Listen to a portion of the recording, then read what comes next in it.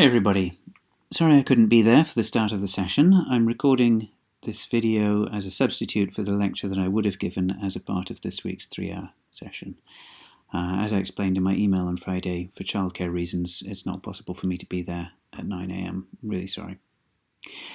Okay, so this is week 5 of 7AAVBCS1. This week our topic is importing data and creating an output. So we're looking at working towards having a whole workflow where you can take a data set that didn't necessarily come from R, bring it into R where you do your analysis of it, you create summary tables of summary statistics as we've done before, and visualizations as we've done before, but then we move towards getting those tables into a form where you can put them into a Word document or a PowerPoint presentation, getting those visualizations saved so that you can import them into Word or PowerPoint, or possibly send them for professional printing. And one further option, which is creating whole reports using a system called R Markdown, and which goes together with an R library called knitr. All of this is built into RStudio, and that enables you to produce whole reports with text, tables, and visualizations all integrated together. So, without further ado, let's move on and look at the structure of this week's session. So, we're going to begin by talking generally about data and their file formats. This is a huge topic. I'm just going to focus on, just giving you some idea of the range of file formats that are out there.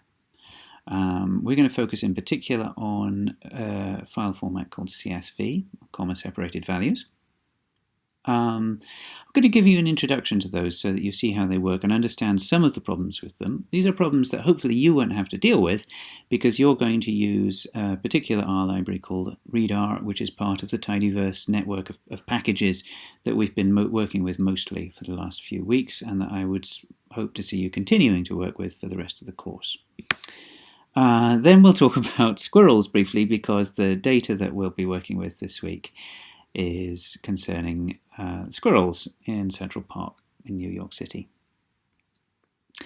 We're then going to have we're going to start working with CSV files in R using data about squirrels. We'll look at how to read data from CSV format into R so that you can do your analysis of it. We're going to talk about writing data to CSV format so that you can share it with other people or your future self.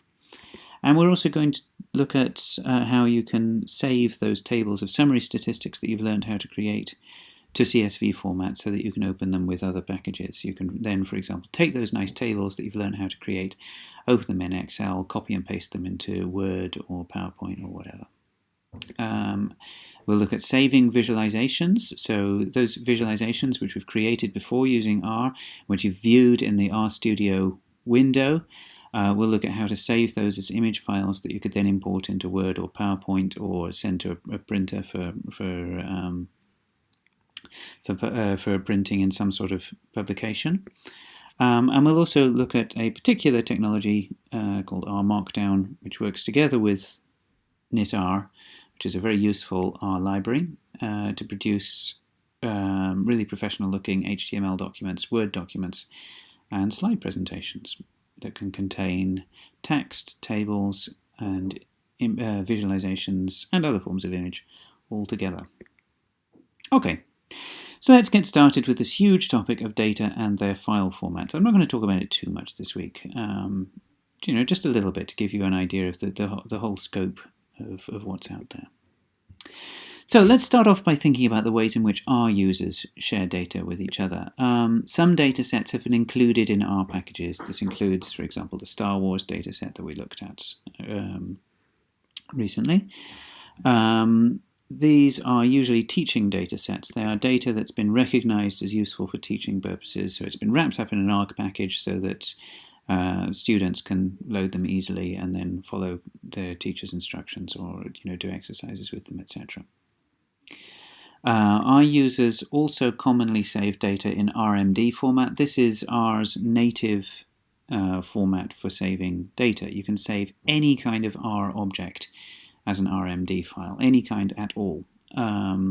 not just data sets, although it's not just data frames, although of course you can save data frames in RMD format. And when I shared part of the British election study with you last week, I shared that with you in the form of an RMD file. They are really useful when we're working with R because they load in very fast and they avoid mistakes. If you save an R object as an RMD file, then when you load it back in to memory, the object will be exactly the same as it was before you saved it, which is really useful. The problem, though, with RMD files is that you can't share them with people who are not using R. So you have to use other formats if you're going to if you're working together with people who don't want to use R, or if there are other packages you want to use that give you some sort of capabilities which aren't available in R. So then you need to save data in other forms. And of course, other people who are creating data in packages other than R, software systems other than R, will not use RMD format because they won't be able to use it and because it's not convenient for them. So they will use other formats for saving data. And R users who intend the data that they create to be usable by people using other systems than R will not use RMD format. They will use other formats so they're more generally accessible. So the universal, sort of universal format for data in table format is the CSV file with the extension .csv. By table format, I mean rectangular data. Data frames, etc. The data which is in that form. So we've got rows, where each rows and columns. This can be saved in CSV format, and that's a really easy and convenient way of sharing it between people who may use different systems. CSV stands for comma-separated values. We'll see what that means in just a minute. Business data is often saved in one of the native formats used by the Excel spreadsheet program, which used to be .xls and is now more likely to be .xlsx. I'll just switch off the sound on my computer so that will stop pinging. The statistical packages SPSS, SAS, and Stata all have their own native formats for saving data. That British election study data that I shared with you last week, I had to load that in from SPSS format, convert it to RMD, save it, and and I shared it with you in the RMD format because it's just easier for you to open than SPSS's native file format. But there are other kinds of data which would be saved in XML or JSON formats. Computer programmers use these formats a lot for sharing data. Data which is shared online is actually quite likely to be in these formats. These XML and JSON enable data to be saved, data which is not rectangular. So you can save rectangular data, such as data frames, in XML or JSON format, but you can also save all sorts of other data structures, such as networks, for example. They can be saved in these sort of formats. So, like with RMD, you can save just about anything in these formats. But unlike RMD, they are widely shareable, and you can load them in lots of different packages, lots of different software solutions for analyzing data. And there are R packages that will help you to work with all of these formats. For example, we've got readxl for XLS and XLSX data files. We've got Haven for loading in SPSS or SAS files. But what we're going to be talking about today is how to work with CSV files. And we will, R has built-in capability for working with CSV files. It has a built-in function, read CSV, that's read.csv, and write CSV, that's write.csv. But there's a lot of problems if you work with those. They're really quite difficult to work with. There's a lot of headaches. And in order to avoid those problems, I will be recommending that you will use an R library called readr, which is part of the tidyverse.